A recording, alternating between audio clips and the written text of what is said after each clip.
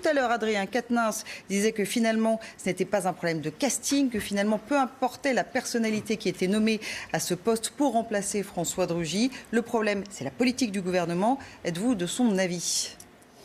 Ah oui, c'est pas un problème de casting, c'est un problème de contenu, de scénario. Et de ce point de vue-là, malheureusement, il y a fort à parier que ça soit le même. Peut-être même pire d'ailleurs, parce que vous l'avez dit à l'instant, Madame Borne ne s'est pas illustrée ces derniers temps par une politique sur le transport qui soit en faveur des questions écologiques. Que ça soit la suppression des petites lignes, que ça soit aujourd'hui, par exemple, la suppression du fret ferroviaire entre Rungis et Perpignan, soit 20 000 de camions de plus qui va être mis sur les routes. Que ce soit, par exemple, des amendements que nous avions posés sur le train de nuit, des amendements que nous avons posés sur des autoroutes absolument inutiles qui sont faits manifestement seulement pour le lobby autoroutier. Bon, donc tout ça ne nous rassure pas. Et en plus, je note qu'au lieu d'avoir un ministère d'État, même si les moyens n'étaient pas là, sous M. de Rugy, on a continué à assister à une suppression d'emplois au niveau du ministère de l'écologie. Et bien cette fois-ci, ça sera 2 ministères qui ne sont même plus un ministère d'État. Donc je trouve que c'est peut-être même un recul encore.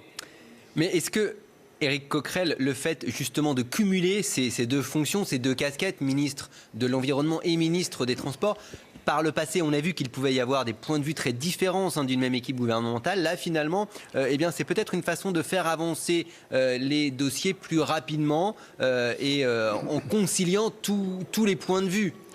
Pourquoi pas ? Mais dans ces cas-là, c'est pourquoi pas ? Parce que vous avez raison sur un point, c'est que la question du transport touche la question à la fois de l'aménagement du territoire, le droit à la mobilité des Français, mais aussi les questions écologiques.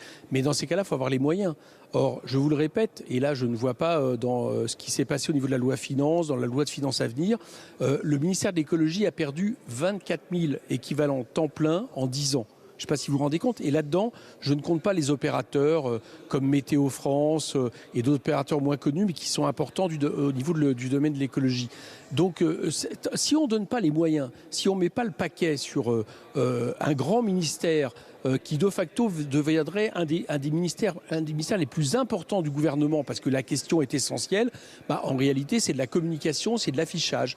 Donc moi je considère que c'est plutôt ça dont il est question, et de ce point de vue-là, le bilan de Madame Borne ne me rassure pas, parce que c'est un bilan au niveau du transport, que ce soit d'ailleurs aussi, j'oubliais, l'ouverture de la SNCF à la concurrence, qui à mon avis est tout sauf une bonne initiative d'un point de vue social, mais surtout d'un point de vue écologique. Je ne suis évidemment pas rassuré. Mais qu'est-ce qui pourrait vous rassurer, Éric Coquerel, justement? Quelle pourrait être la mesure emblématique, la première mesure emblématique d'Elisabeth Borne? Il y en aurait plusieurs.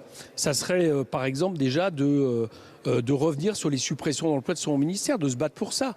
On supprime des emplois de manière absolument ahurissante, là où on en aurait au contraire besoin. On aurait plus de besoin d'intervention de l'État sur un champ qui ne peut pas être géré par le marché, la question de l'écologie, de l'environnement. Bon, ça serait aussi, à partir du transport, de revenir sur la casse du fret ferroviaire et au contraire, de relancer une grande politique du fret ferroviaire en France, qui est absolument nécessaire si on veut diminuer le nombre de camions qui circulent dans notre pays. Bon, voilà, c'est ça qu'on attendrait, par exemple, comme décision qui serait utile à la fois pour l'aménagement du territoire, la sécurité et l'écologie. Je doute que ce soit le cas, et puis c'est le CETA. On va en parler cet après-midi. Le CETA, c'est un projet écocide, d'accord, qui est à la fois pour le problème de principe, on peut plus payer le grand déménagement du monde, qui consiste à faire circuler les marchandises d'un endroit à un autre de la planète, quel que soit le coût carbone, mais qui en plus là est un projet de moins 10 ans au niveau écologique.